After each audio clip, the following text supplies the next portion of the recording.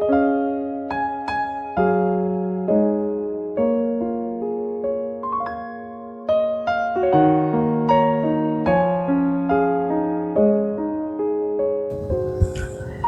thank you for sharing your ideas and memories with us. Tell us your name.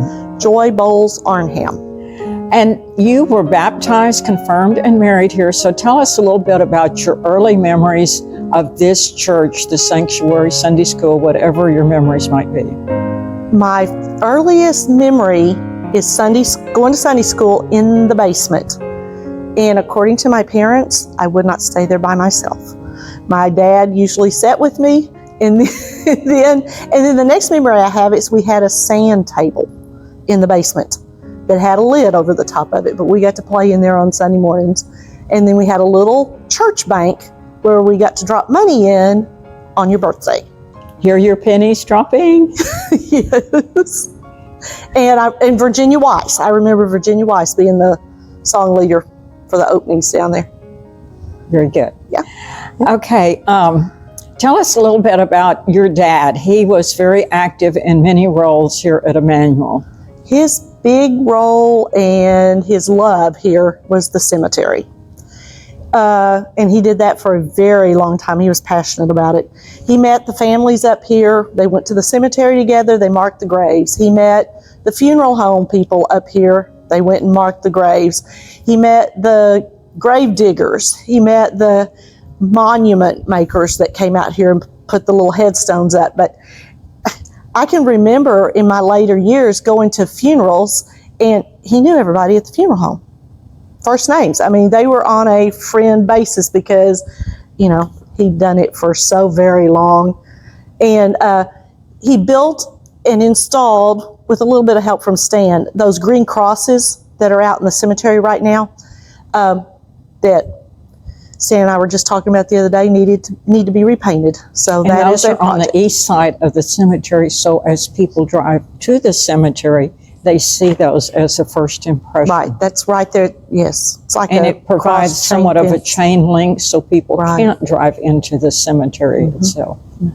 So, your dad also was infamous in when pastors would leave or come to our congregation.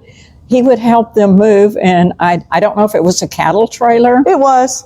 It was. Okay. It was a cattle trailer. And he would load up their things. We didn't have moving vans, but he would help them move all of their things and get them settled. Right. He enjoyed that kind of stuff. But yes, it was a cattle trailer. Another thing I think he did was he helped some of the youth find jobs on the farm that, some of them lived in town, and that was another real work of stewardship with the land that...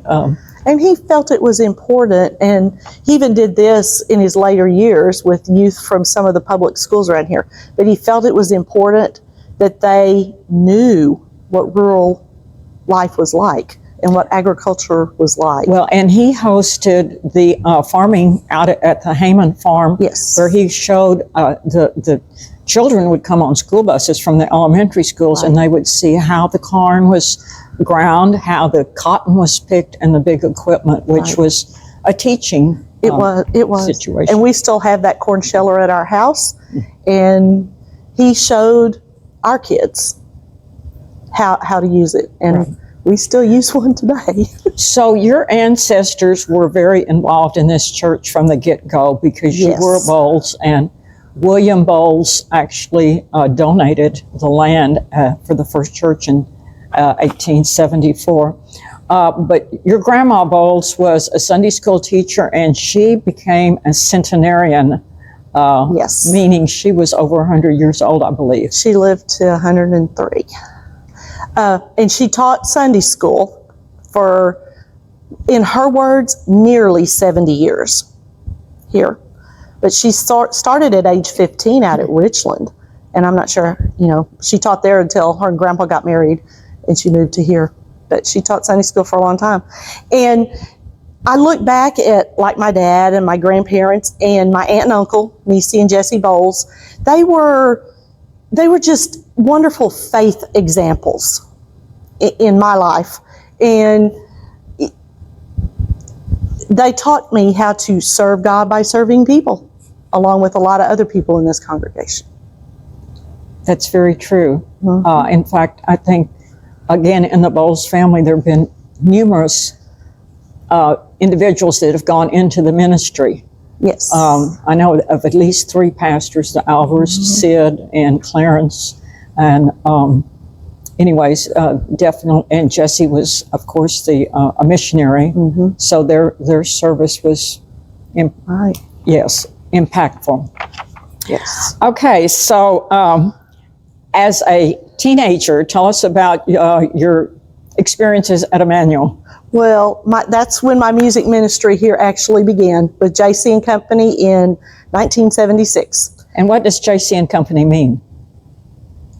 Jesus Christ and Company. Yeah, I'm sorry. Yes, Jesus Christ and Company. And the people I have to thank for that are you, Verna Jean, and Aunt Nisi. Because you had, I don't know what you call it, the drive, the passion, or whatever, to provide for us young people what we were wanting. We wanted to sing contemporary / camp music. And that didn't exist around here. And they were very instrumental. And I now as a grandparent, I have to even think back going, those 2 ladies had very young children at home. And they were willing to give a lot of time to a group of young kids. But that led to so many of us in that group serving in our congregations to this day. How many pastors did we have, Verna Jean? I think there were at least 5. 4 or 5? Okay. There was Bob Vitek and David Preem and Tim and Paul and Sid and Karen Matthew and Karen Thompson. Yeah, so that's 7. I mean, and you think about Jackie and I are still serving in the music ministry here. A lot of others out of that group are serving in the music ministries at their home congregations now. And just, you know, what a wonderful faith example you and Aunt Nisi were to very impressionable teenage kids, you know, So tell us how it was when you were singing in church with guitars for the first time. The very first time, of course, we sang from the balcony, and we have to be thankful that we had Nisi and Verna Jean and Pastor Mealbrad, who was willing to give us a chance to sing songs in church with guitars. But we were up in the balcony. We sang Postlude, I think, for the first time. And all I can remember is when that first guitar strum happened, there had to have been, I don't know how many people in that congregation that had whiplash, because they turned around so fast to stare at us up in the balcony. But to this day, those are memories that are very vivid in my mind, as I'm sure they are in the other J.C. and Company people. And the ministry went beyond Immanuel because we went to other places to also sing. We did. Throughout Central Texas. I remember that trip to, one of the churches in Fredericksburg. We went there. We were on TV. I mean, we went to a lot of different churches. We went to downtown Austin. That's right. I forgot about that. On Congress Avenue. Yeah. We were sang. Yes. Okay, so you began playing the organ at what age and what year? Well, it was at that same time in life that this lady right here, Verna Jean, became my mentor for the first time. She was very encouraging, going, you need to learn to play the organ. You need to learn to play the organ. And so I actually listened to her. And to this day, she is still my very wonderful mentor. I don't know what I'd do without her. But she encouraged me to learn, and I played my first church service in May of 1977, which was the year after I graduated from high school. So at that point, I'd have been 18. And I still have that check that I showed you a while ago that she wrote me for the first time I covered for her, which was that May. And I began playing regularly when we went to 2 worship services on Communion Sundays, which at that time, was it just once a month or twice a month? I couldn't remember that. I think it was twice. Twice a month.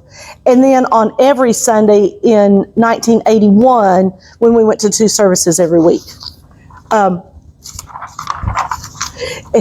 That has a memory in it as itself. I got married in 1981. And the first Sunday that I played after I got married, I opened that bulletin and I looked at it and it said, organist, Mrs. Stan Arnhamn. And I went, okay. And I don't remember who the secretary was at that time, but I do vividly remember going into that church office that first part of that very next week going, my name's not Mrs. Stan. It's still Joy. You can change the last name, but I'm not Mrs. Stan. But that was the norm back in those days. But that was a change, I think, that was happening with my generation. It was no longer Mrs. husband name, whatever. It was important to keep our own identity. But as of this day, I've now served 46 years in music ministry at this congregation. So I feel very blessed to have had that opportunity. Okay, so you mentioned communion, and tell us how communion has changed also. You said at one point in time, communion was only offered once a month. Mm-hmm. And that was at the rail, kneeling at the rail with individual cups. And then I think when we started, maybe I don't know. I think we then went to twice a month. We went to twice. And then when Pastor Bourne was here was when we went to every Sunday. Every Sunday. And then we eventually went to intinction. We did. We went to, you had a choice of intinction or common cup, even at that time. Right. And then, of course, COVID hit and we went to pre-packaged. So when COVID hit, that was a big impact to congregations throughout the world. Yes. How did that impact Immanuel? Oh my, it brought a lot of changes to my service here at Immanuel. That was the beginning of us live streaming services. We started out just recording or we started out live over YouTube, coming from everybody's homes. And at that point, Brian was the one that was leading the songs because he could play and sing. I don't sing. And then we went to Verna Jean and I recording with choir members in the sanctuary. And we had them safely spaced out on the floor of the sanctuary. And she'd be upstairs, or I would do it with the piano downstairs. We did record Hold an Evening Prayer that way, so we could put that service out during Lent. And then there were just lots of technology changes, like the recording of the music and stuff.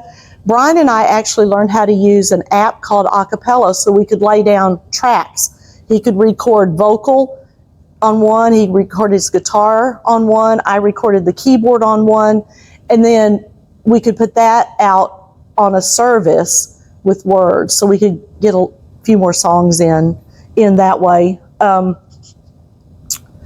I think that was a very important ministry, because what also happened during that time is we were without a pastor. We had an interim, and we didn't really have anybody that could sing. Right. The pastor didn't want to sing. Our assistant ministers didn't want to sing. No one did. And some people were afraid to sing because of the pandemic that was promoted as a way of spreading the virus whenever you did sing. So that was a real challenge, because we also knew that our members that were watching, they needed to feel the fellowship, the connection to Jesus Christ, and to have the spiritual, hearing. And so it was very challenging to figure it out. It was. Because it evolved. It started with, like we said, Brian strictly on YouTube, and then it went to the recordings of us with vocalists and whatever, and then we did some live streaming towards the end, and during that time the communion was also, people at home would just grab their grape juice or wine and a piece of bread and have it.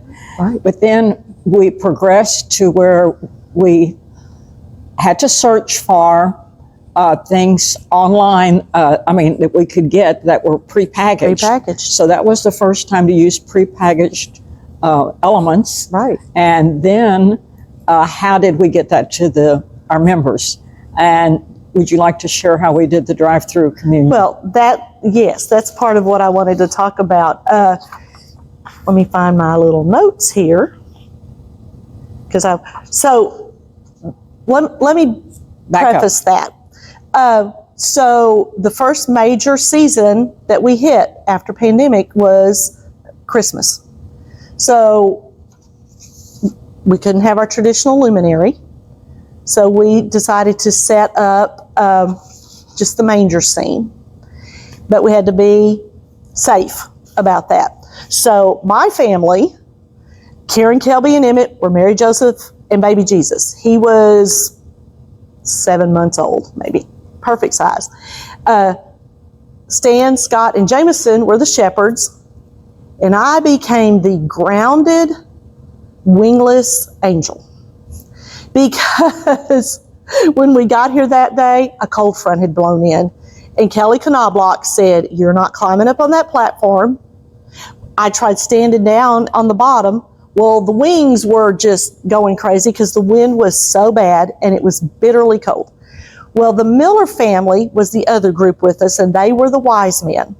And then Stacy and a doll took over for Karen and Emmett when it got too cold for Emmett to be outside. But there again, we had pre-recorded music. We had recorded Christmas music, and people thoroughly loved having that opportunity. So then we went to Christmas. We pre-recorded our Christmas service in this space right here with Steve Barcy and my daughter Karen Slottick. They recorded the speaking part of it. And then we took care, Bernadine and I took care of recording the Christmas songs. And so that service was put together. And it was not live, of course, but it was put out on our YouTube channel by our technology group. So anybody that wanted to access it could, beginning on Christmas Eve, the morning of Christmas Eve. And I remember people talking about how important that was. But that, that involved a lot of thought. That Christmas Eve program or script, whatever we used, was written by another member of Immanuel, and I will not mention her name because if I do, I'll be in trouble. But it took a lot of people, a lot of behind-the-scene work by people, great technology folks to put this all together. But we knew we had to do something to keep the ministry going. And you would try one thing, and if it didn't work, you did it again something else. And found another way to make it happen. Yeah, I mean, we worked really hard during that time, Bernadine, to make God this that happen. We stayed well, that we could. That's right, that we could do that. That we could do that. And then came the Easter, and that was really cool. By Easter, we did not have an interim pastor anymore. But we had a fill-in from San Antonio. She was from San Antonio. She was willing to drive up here to do an outdoor service. So Brent Reeder had the equipment to broadcast live into car radios. So we set that up. We took the keyboard up into the narthex, connected the keyboard, and then put the pastor and the assisting minister out on the front steps. At the platform at the very top. And we had our worship service. And then after that, we had a drive-through communion where we used our prepackaged for the first time in the day school parking lot. And people just, you could tell they were missing things like that. And we had counsel that helped to, no, that was the church meeting where they helped go to the cars. That came next. The church, and then the church meeting where we were voting to call Pastor Matthew. We used the same setup with the car radios, and we had runners, a few people that would take ballots to the cars, then they collected them and counted them. And I remember when the results were announced. Do you remember this, Bernadine? Car horns went off all over the place. And it rang the bell. Yeah, it rang the bell. It was just so exciting, and I think people people just loved the opportunity to gather together. Yeah. You know, even though we weren't in the building, we were in church, you know, for these services and things like that, and we were together. And to clarify, that was like going to an old-timey drive-in movie. It really was. You came and you parked, and then you had your sound that you put inside, that you dial the right number on your radio dial, and it came through, and it actually worked. Again, it was trial and error, and Brett Reeder had to go online to find those things to make it work. I think Brett was council president. I think he was at that time. Mm-hmm. So that was yeah. I mean, we learned a lot during that time period. Well, and so if we fast forward, then we took the technology learned and we started a technology fund because we saw the ministry off-site that people would connect to. And at that time, I think then Zoom became an issue. Well, yeah, so, and then that's true. We were using Zoom at the very beginning, not YouTube. We were using Zoom, and and that's when we switched to YouTube. So as a result of that, again, Immanuel has always been faithful when there is a need for something. They do raise the money for that. And so the technology fund, they came up with a technology plan for both the sanctuary and the parish hall and the chapel to connect everything, and the gather room at that time, because still people wanted to be somewhat separated. Separated a little bit. Mm-hmm. Okay. Yep. Okay, let's talk about the luminary. I know we talked about during the pandemic, but it's been a regular every year as an outreach to the community, and you've served in that in a lot of volunteers. Is there anything else you'd like to say about the luminary? No, I can't think of anything different than what I already said. Now, tell us a little bit about anything else you want to say about yourself or another topic. I'll tell you a few other things, and then I'll talk about soteria. How's that? That's good. Okay. Highly involved in setting up at the park for our services in the park. That way back in the day, I mean, we hauled all of our band equipment. Well, to begin with, we hauled piano down there, and then it evolved to all of the band equipment. And at that point in time, there were several guys in the band that could take the equipment we had at that time and set it up and whatever. It has now evolved into tag. Joy, you and Brian are it as far as anybody knowing how to set that up. And I think we were starting to back off a little bit on the amount of technology we were carrying down there because it got to be a lot. Same thing with the sunrise service. We were setting up a lot of sound equipment out there. This past year, I think it worked great. We took the digital keyboard out there, one amplifier, and connected the keyboard and a microphone for the pastor to it, and I think it worked just fine. So technology has evolved, but it's also gotten a little bit simpler for those outdoor kind of things from where it used to be. One of my favorite memories of being a part of this church and serving in volunteer roles is Vacation Bible School. Leester Birch and I are very good friends, very dear friends. We were way back then, and her and I led that music for years and years. And I still have the wigs and the hats that we used over those years because we had a wig or a hat that went with whatever the theme was. And so I have a beehive, and I have braided hair, and I have silver Hollywood hair, with the glittery glasses.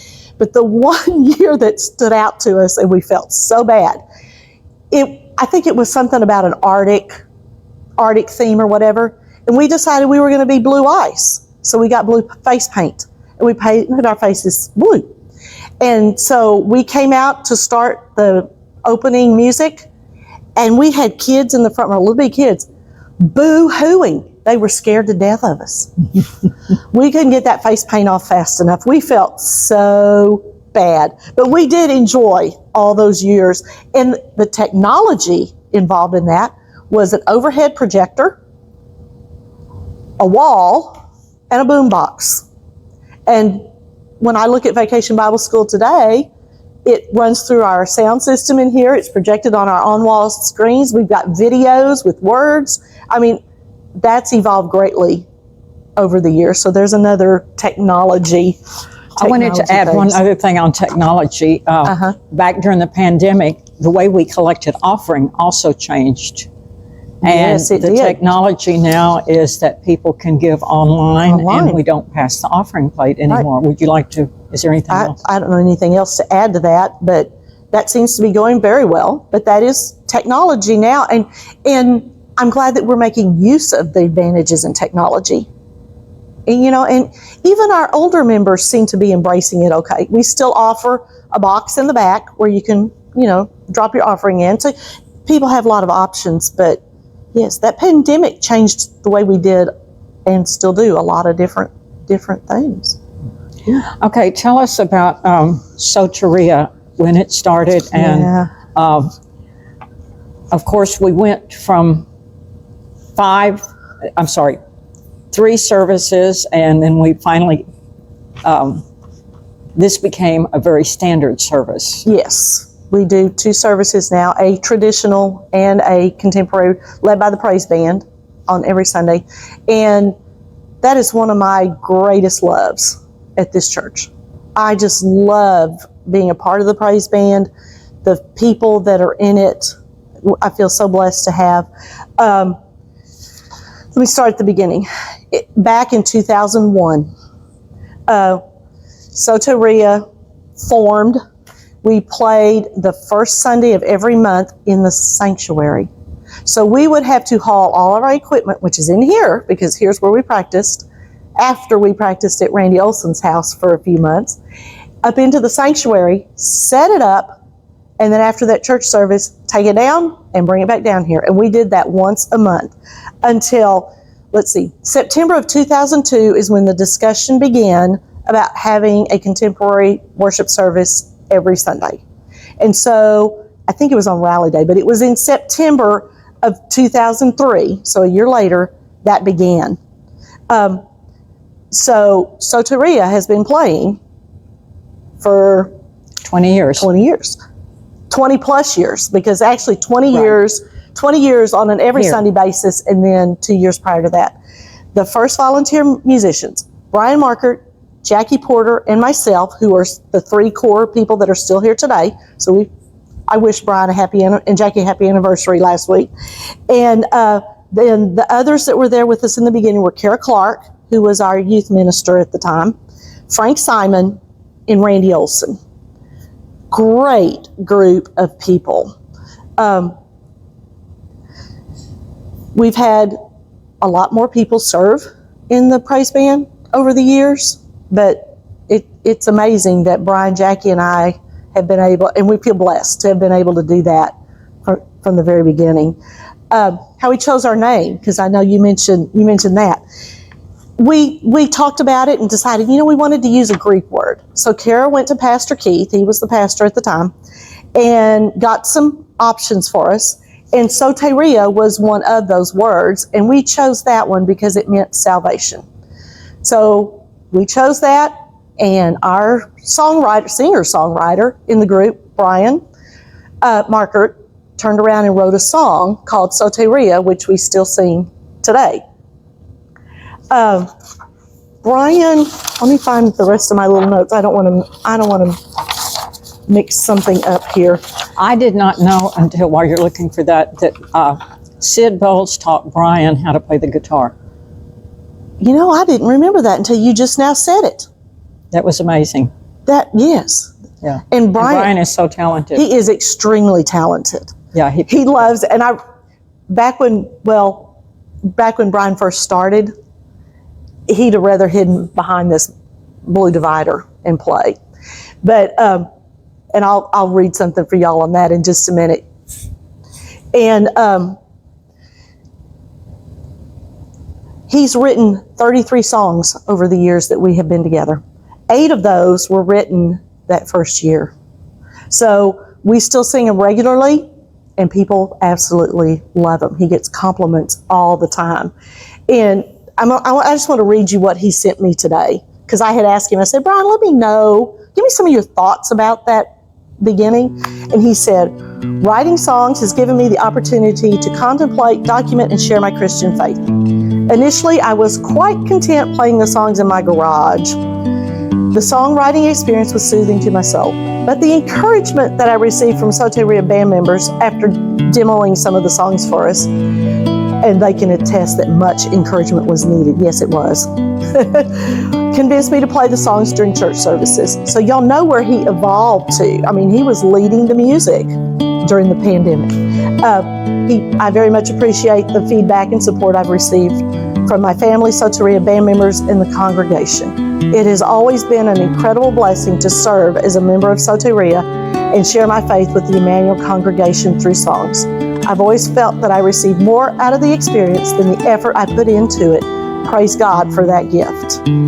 And he's been a wonderful gift, because he makes my life a lot easier in planning music and deciding what the band and he's brought the extra things, the harmonica player. He does. He has a wonderful friend named Steve and that plays the harmonica, and he's brought him in. And Brian's just very, very talented, and we're blessed to have and him. His mother loved to come and listen. Yes, she did. She loved to listen to him. Yes.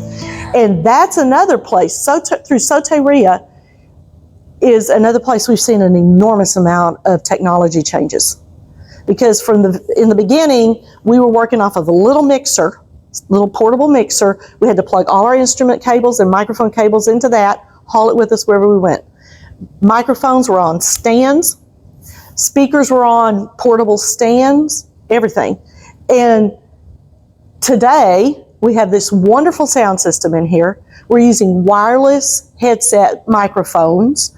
Instruments all plug into what is called a stage box now. It's over here on the wall, that has the capability of us unplugging from the wall, taking up into the sanctuary, plugging into the wall there, and it runs through the sound system in the sanctuary. Huge, huge blessing. You know, it just makes it so easy to go from here to up there if we need to.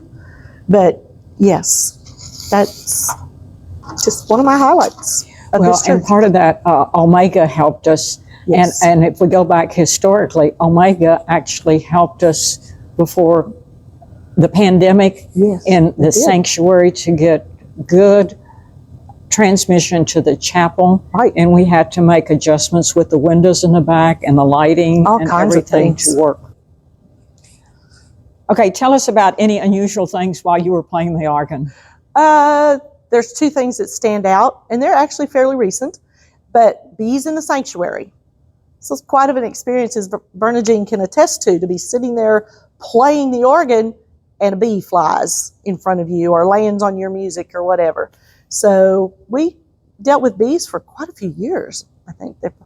And then the other thing that's popped up fairly recently is the deteriorating wind hose on the pipe organ in the chamber. It's been duct taped now numerous times. I did it once and I didn't do a very good job, so I got my husband in there, and I don't know how many times he duct taped it.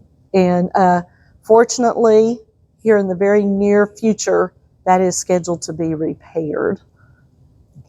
But, okay, Joy, thank you so much for sharing your experiences and a lot of the history of our congregation. Tell us briefly now, what does Immanuel mean to you? Family.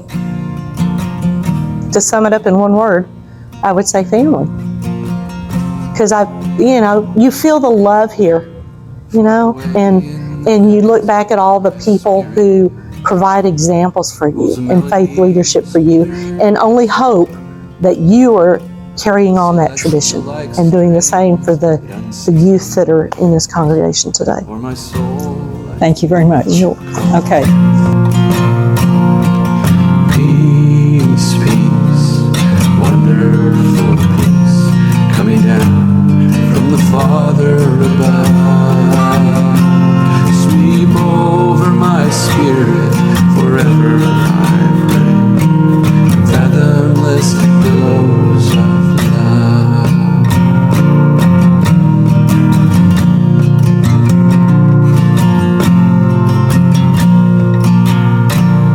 what a treasure I have in this wonderful peace, buried deep in the heart of my soul, so secure that no power can mine it away, while the years of eternity